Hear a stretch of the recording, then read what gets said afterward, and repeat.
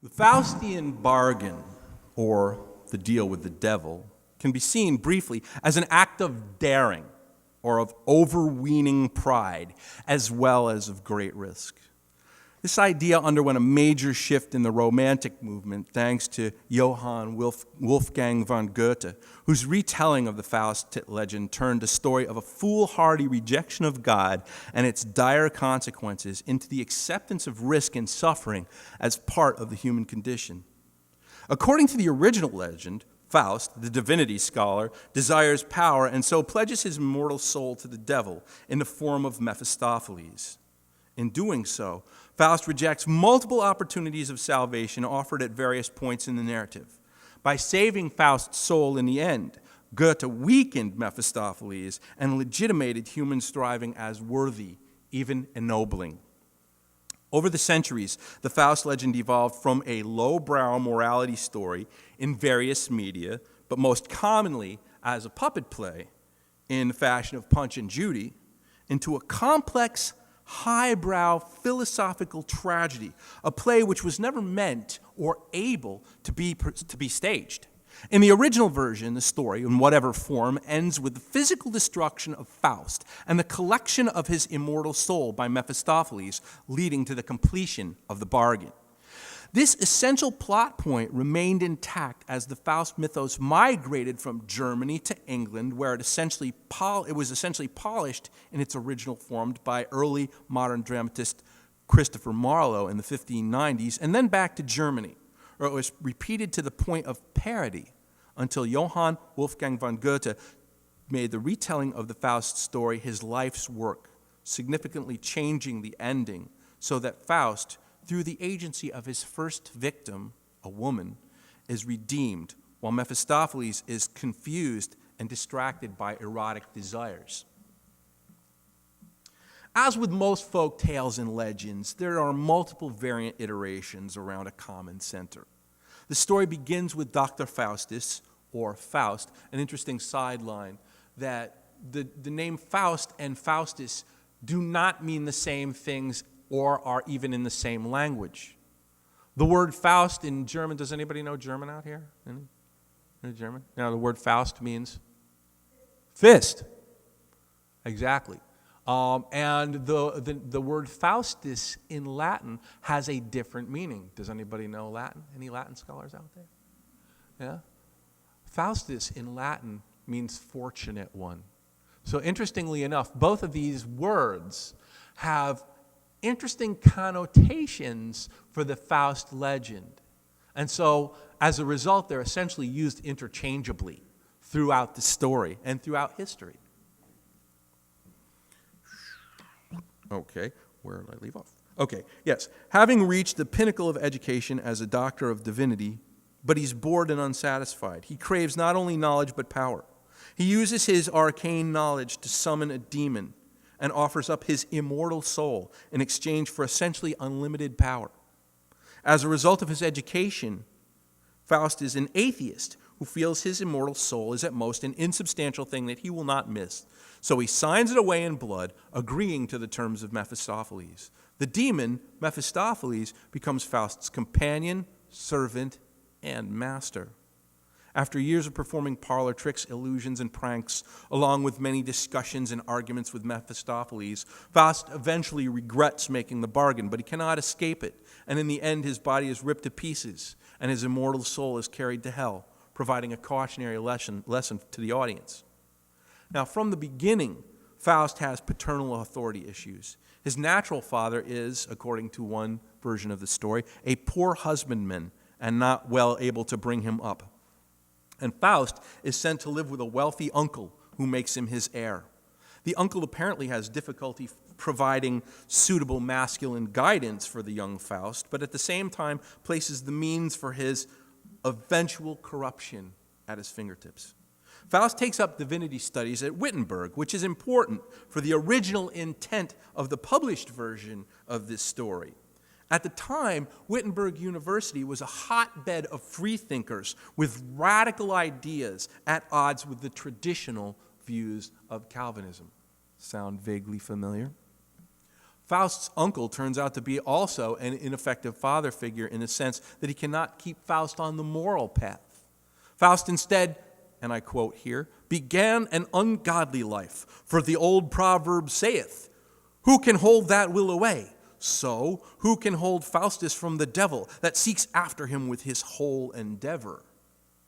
When Christopher Marlowe took the Faust myth and turned it into tragedy for the early modern English stage in the 1590s, he did so leaving the initial message intact, and this would have suited the regime of Queen Elizabeth, who was trying to reinforce a hierarchical hegemony based on her father's Protestant reforms.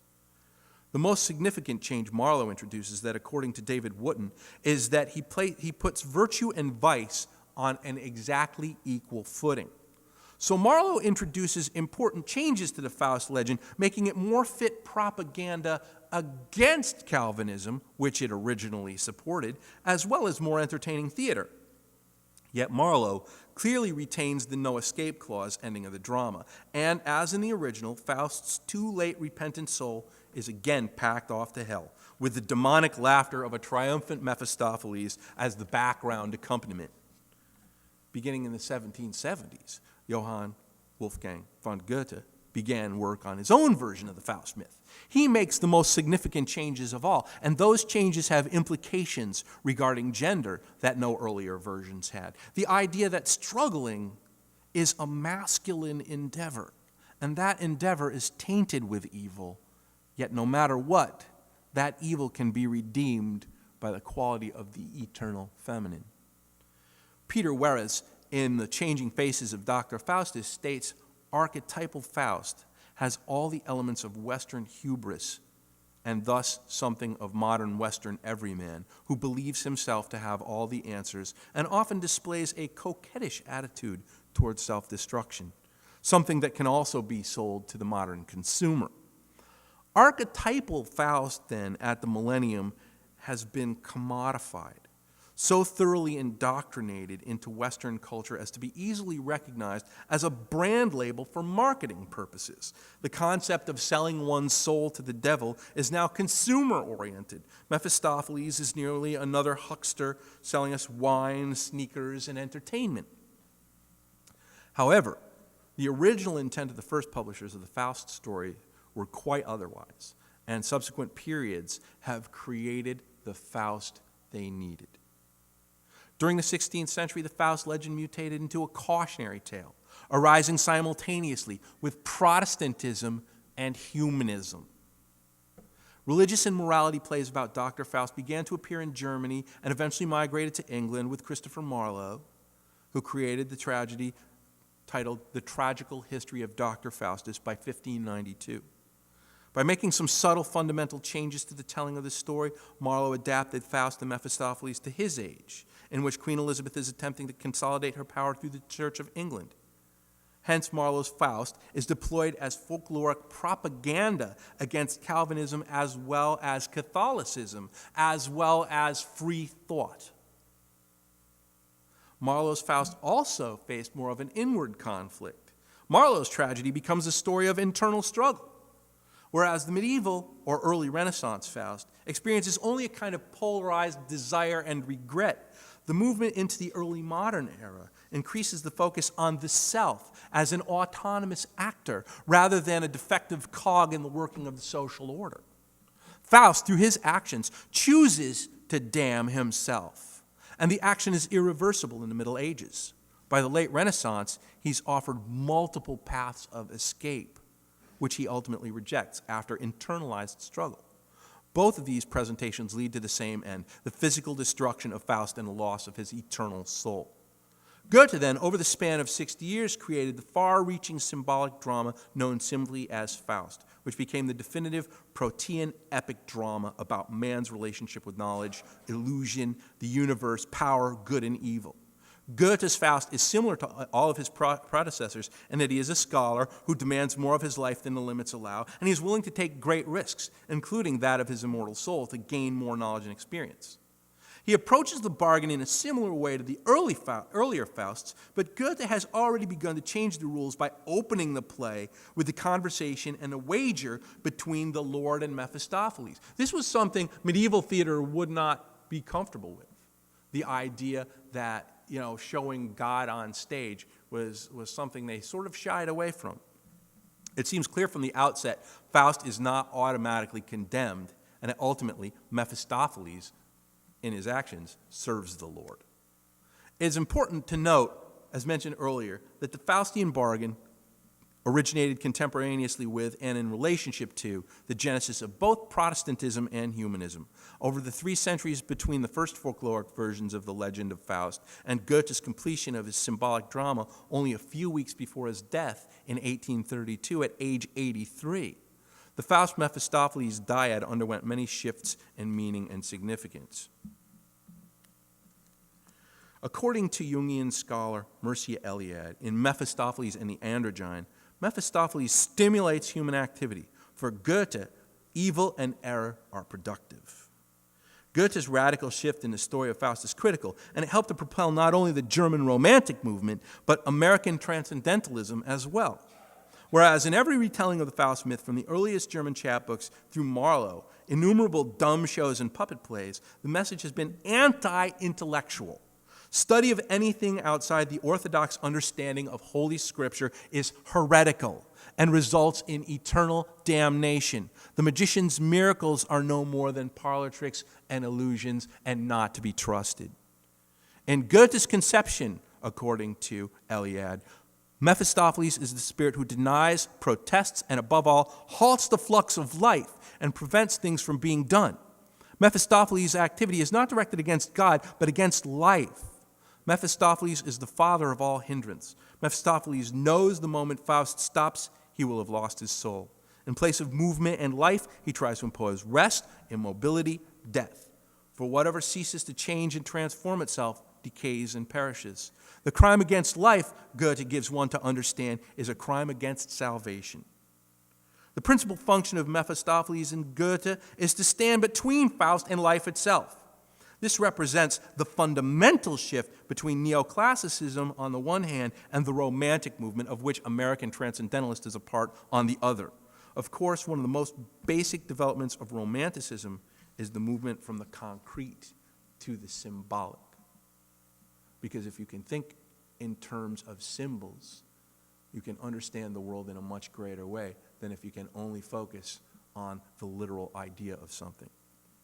Now, Ralph Waldo Emerson was a great admirer of Goethe. He owned everything Goethe ever wrote, frequently referring to him in his essays and lectures. One of his most significant series, Representative Men, featured an essay titled Goethe, the Writer. Of Goethe, he wrote, "He was the soul of his century. This man's mind had ample chambers for the distribution of all. He had a power to unite the detached atoms again by their own law. He has clothed our modern existence with poetry."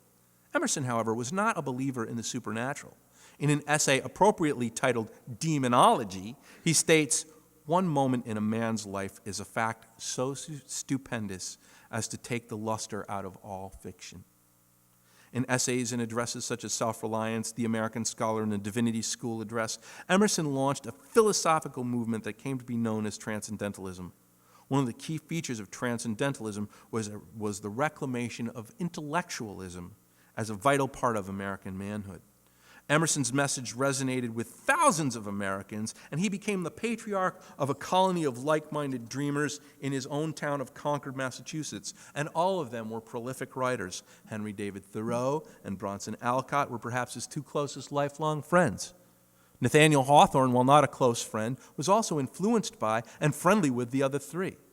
Louisa May Alcott, born in 1832, the year of Goethe's death, grew up in the shadows of these men. Her thinking was influenced heavily by theirs, as was her writing.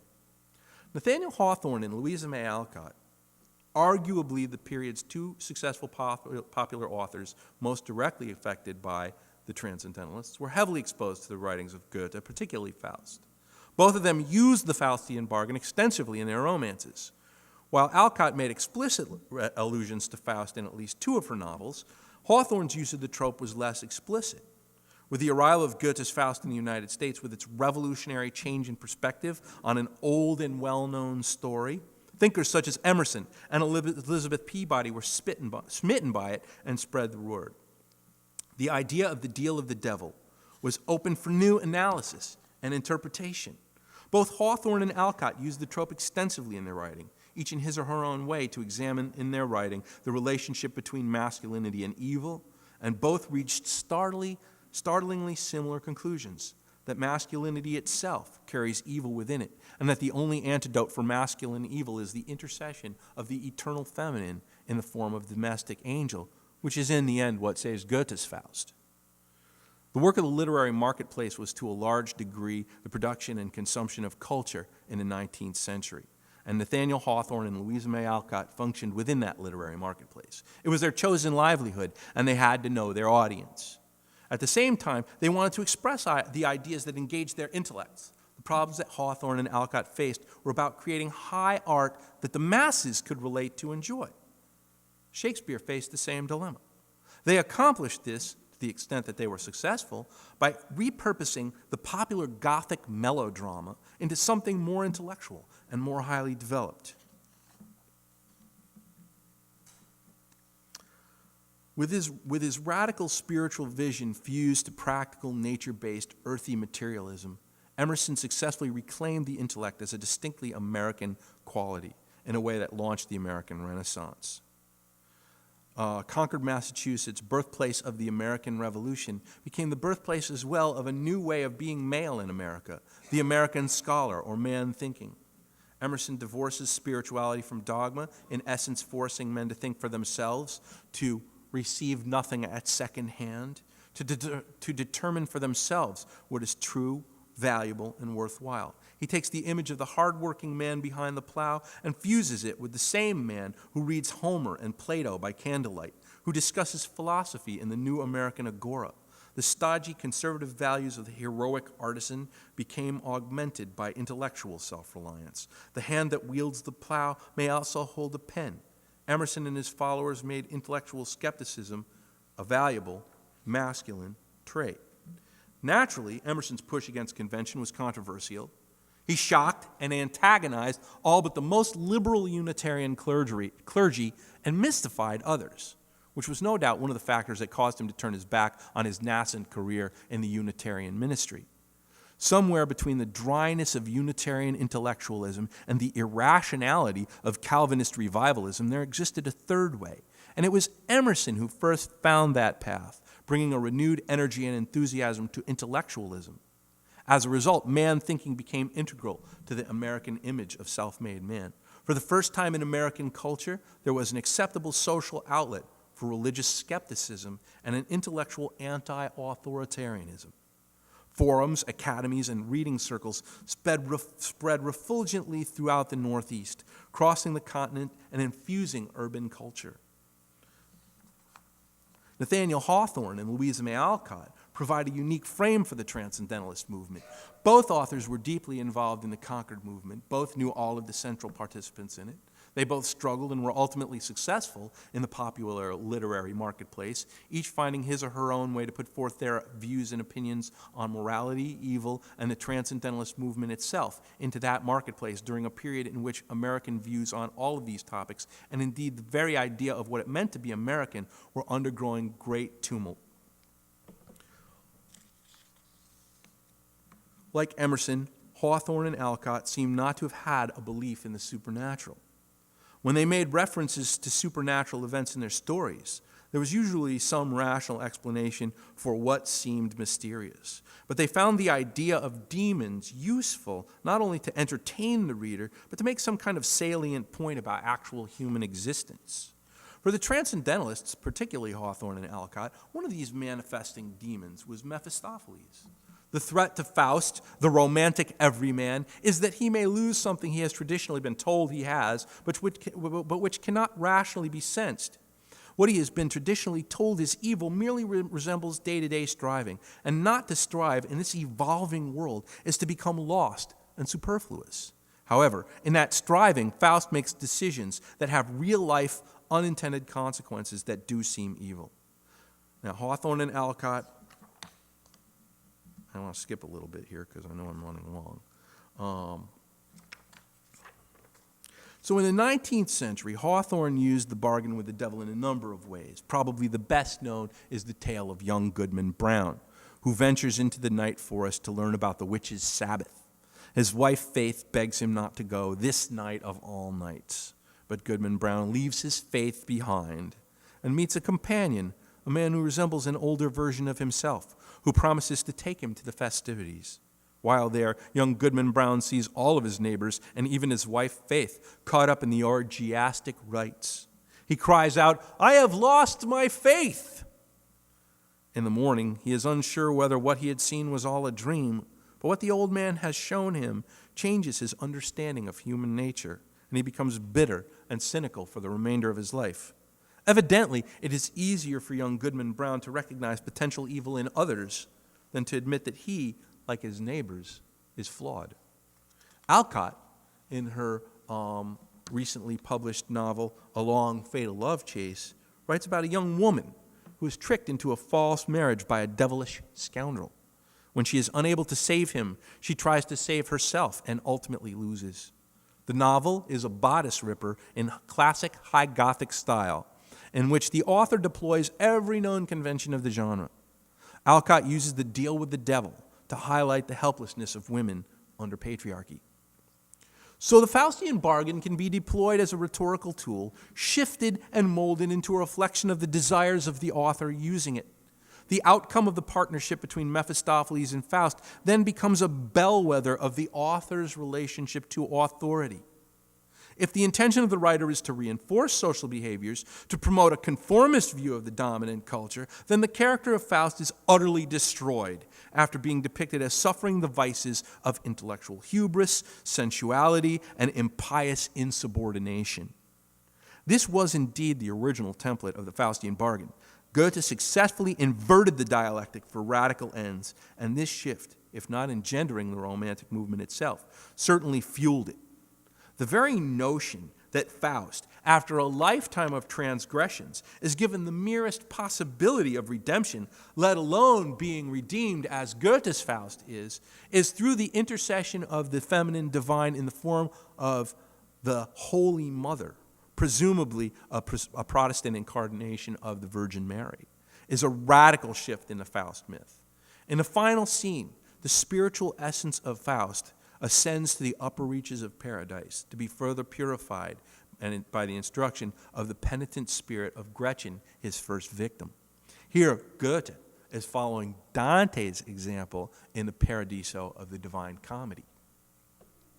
So it appears that Goethe's rhetorical aim in Faust is to redeem the struggle of intellect, of continual striving with all its accidental or even selfish ugliness and harm.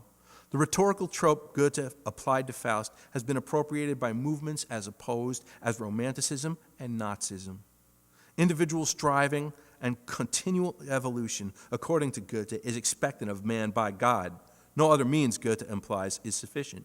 Striving with the very embodiment of evil, learning from him, ultimately confounding him, and escaping his clutches is the proper masculine role. Damage will be done, sometimes even the worst damage imaginable, as in the horror of the end of Part 1, with Faust's failed attempt to save Gretchen, whose life he had utterly destroyed. Herein lies the tragedy of Faust, but by the end of Part 2, with Faust's redemption, it may be possible to consider Faust a comedy in the traditional sense. In any case, male and female roles are solidly established, and the world of Faust is a man's world. Woman's function is as muse and redeemer, but on earth she is a consumer good or an object to be despoiled. Alcott, of course, objected to that in her writing. Dr. Faustus was originally the original mad scientist, and through his hubris brought about not only his mortal destruction, but his eternal damnation. The simple folk weren't to question authority. It was just too dangerous. Don't be fooled by the magician's flashy tricks. Just be brave, loyal boys and good, obedient girls. This message made it to the early modern English stage in Christopher Marlowe's version, although he turned the Calvinist propaganda against itself through a few subtle changes. Goethe turned the idea upside down by having Faust win. His soul is saved by a representative of the eternal feminine. So now, what can we say about the Faustian bargain now in the 21st century, in the second decade of the 21st century, in a world where we, worshiping peacefully, non-violently, can have our congregation described as a synagogue of Satan, where we are labeled as evil and satanic by people who envision such a thing as a literal truth? As we come to a close, I want us to return to our shared principles and purposes, particularly the first principle, that all humans possess equal worth and dignity. The labeling of people as evil is tempting because it defines us as good by default. We are all prone to it, and yet some actions seem evil to us. Certainly, the disruption of a worship service with threats of violence seem evil to me. Denying a woman sovereignty over her own body seems evil to me. So what can you do when you are cast in the role of Satan, as we have been? What can you do? I can't leave you with a comprehensive answer, as I would like to, but I can suggest a few possibilities. First, recognize the subjectivity of the claim to the moral high ground. Your enemy imagines himself as the hero, and you are the dragon he must slay. Chances are there is little or nothing you can do to change his perception. So then what? Keep on doing what you believe you must. Do more if you can. Keep on. Conflict is inevitable, and all perception is subjective. Secondly, I would like you to consider the plight of those groups that our society has labeled as evil for the purposes of subjugating them. African Americans and indigenous Americans, and currently children entering the country as refugees, fleeing violence and political strife in their homelands. To some extent, the African American culture has borne the burden of this, and as a consequence, in their entertainment, often embraced the role of evil assigned to it because it often had no other choice. Case in point, the blues. How has that shaped our perceptions of good and evil? Finally, I want to suggest that you live with the idea of darkness for a while. Many individuals, groups, and cultures have been labeled as demonic, satanic, or just plain evil for merely holding unorthodox beliefs. The two U's in our denomination's name represent beliefs that many Christians consider heretical. Does that fact lessen your feelings of faith about the faith and the questioning that brought you to this place? I believe that the most dangerous person is the one who cannot conceive of himself as being wrong, and that, of course, his God completely approves of his actions, whatever they may be. No one ever says, I belong to the one false faith. But some of us are willing to allow others to hold beliefs and practices that make us uncomfortable. Be willing to accept that some people will define you as evil for your most deeply held beliefs and most moral actions. The devil is not going anywhere.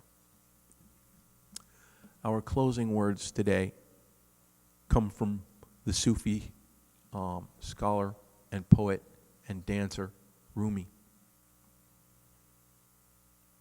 Not Christian or Jew or Muslim, not Hindu, Buddhist, Sufi, or Zen, not any religion or cultural system. I am not from the east or the west, not out of the ocean or up from the ground, not natural or ethereal, not composed of elements at all. I do not exist. I'm not an entity in this world or the next, did not descend from Adam and Eve or any origin story. My place is placeless, a trace of the traceless, neither body nor soul. I belong to the beloved, have seen the two worlds as one, and that one to call and to know. First, last, outer, inner. Only that breath-breathing human being.